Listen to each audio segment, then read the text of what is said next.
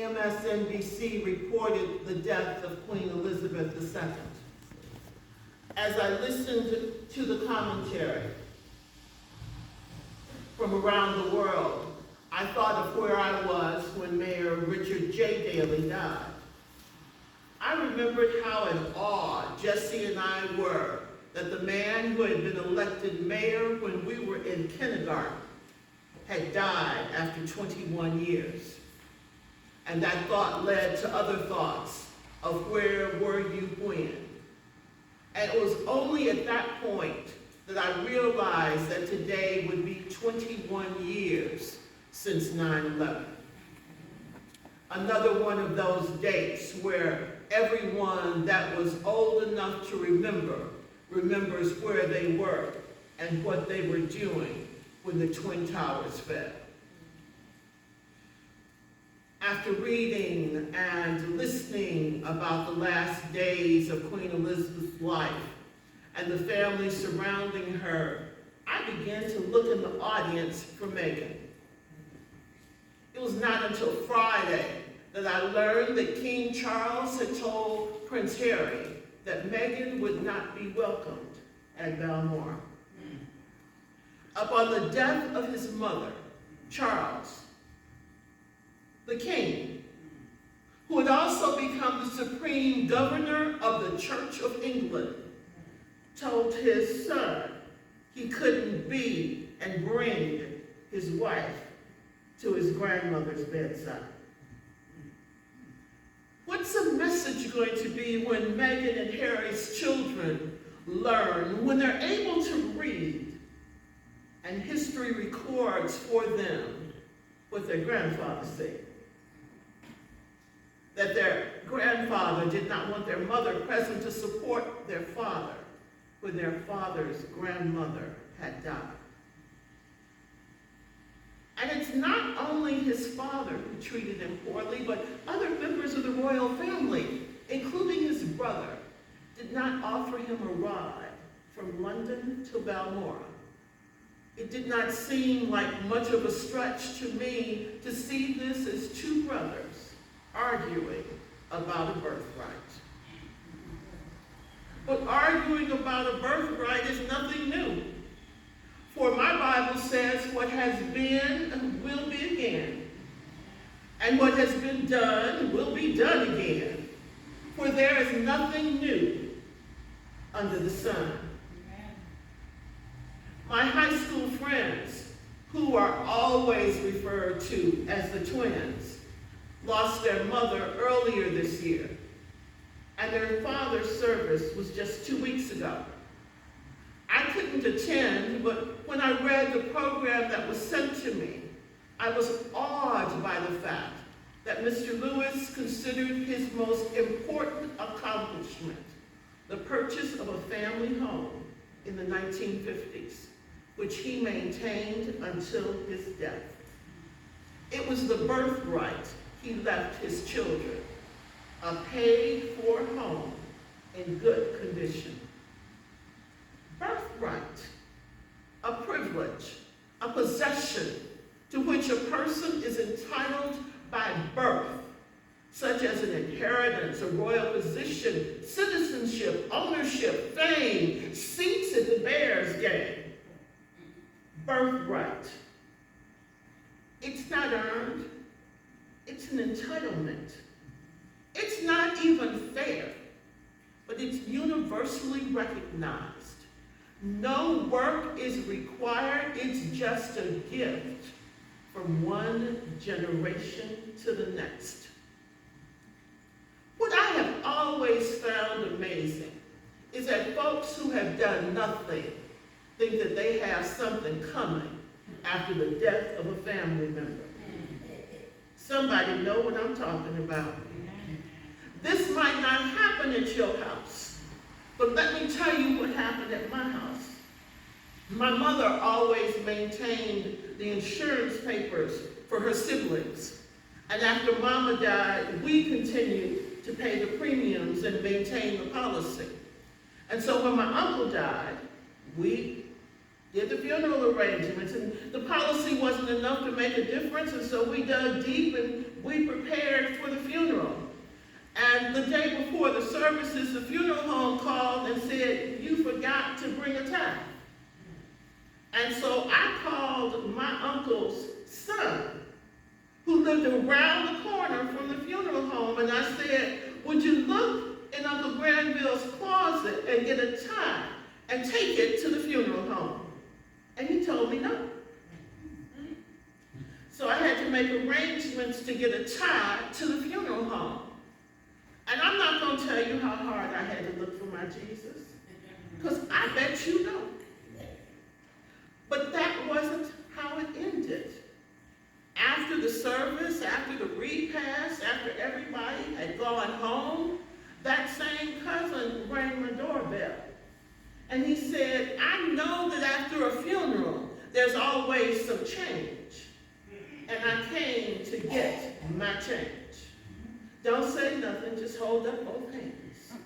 For you know you have been there, because we all believe that we got something coming.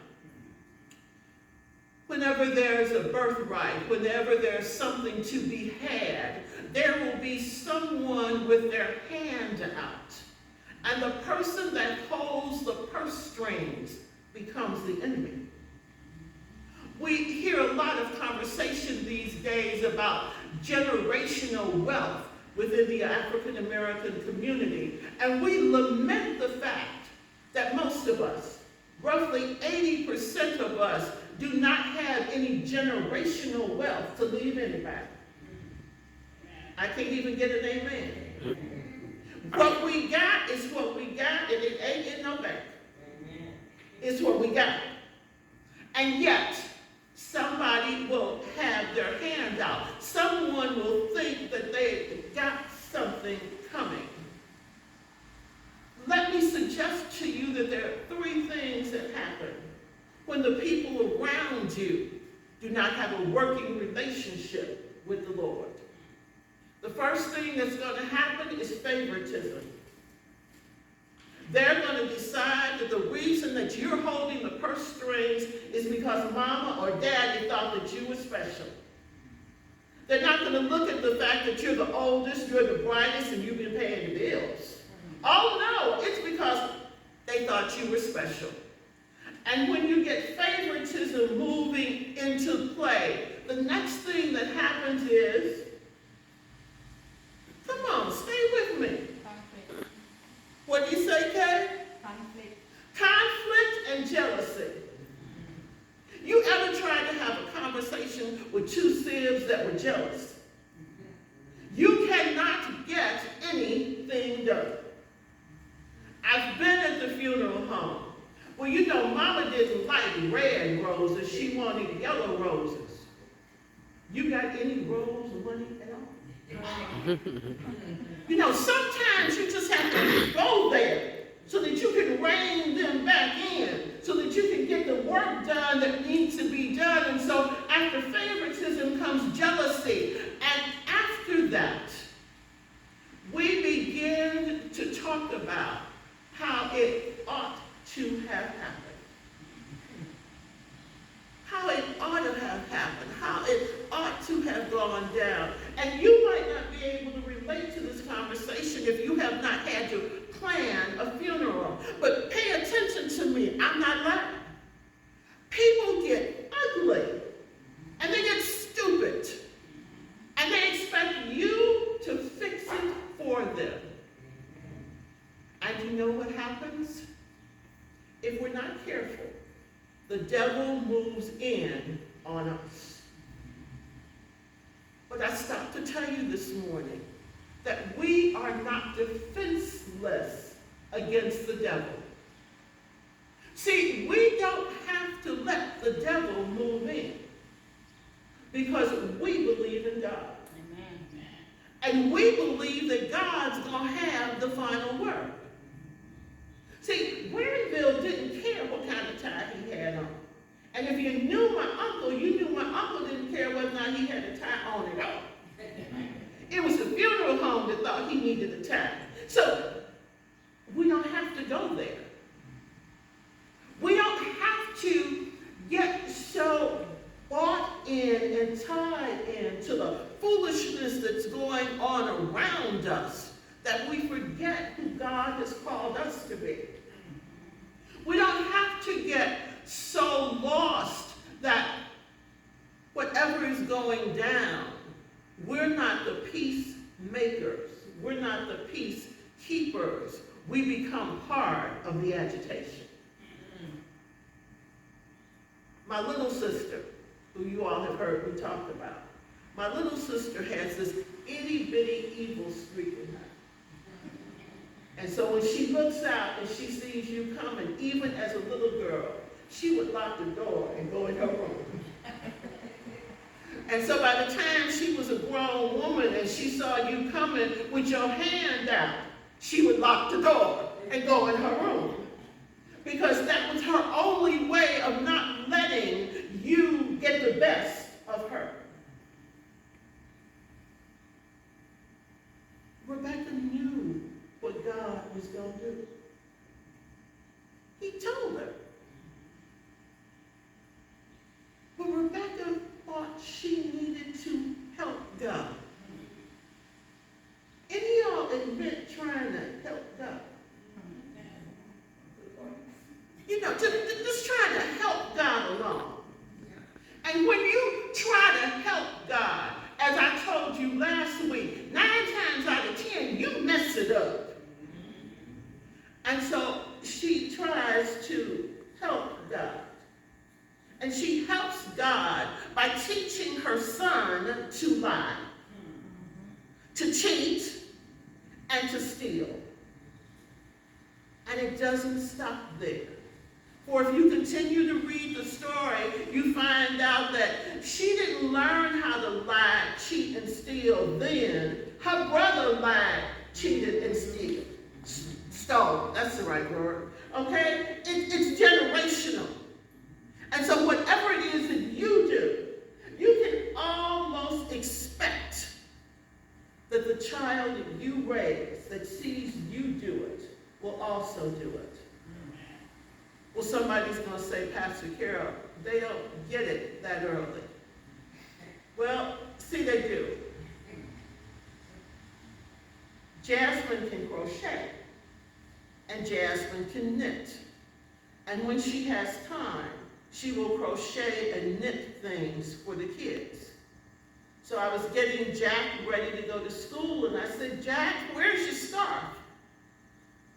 Mommy did not have time to take the string and make me a scarf like she made for Jade.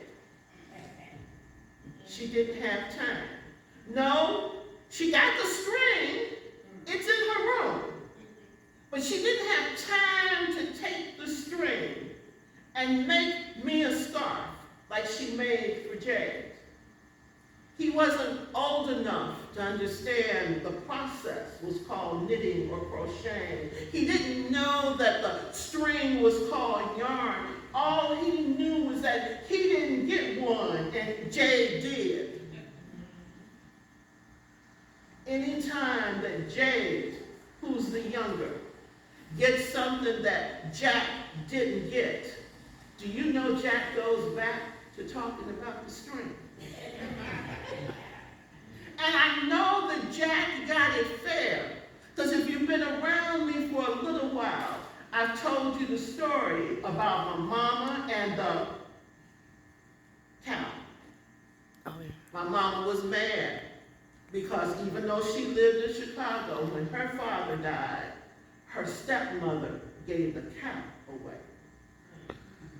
We hold on to things, we carry things, and we tell the stories, and we perpetuate that foolishness because we don't allow God to move in us, around us, and through us to make us stronger, to make us better, to change our perspective on how we live in this world. Amen. Amen.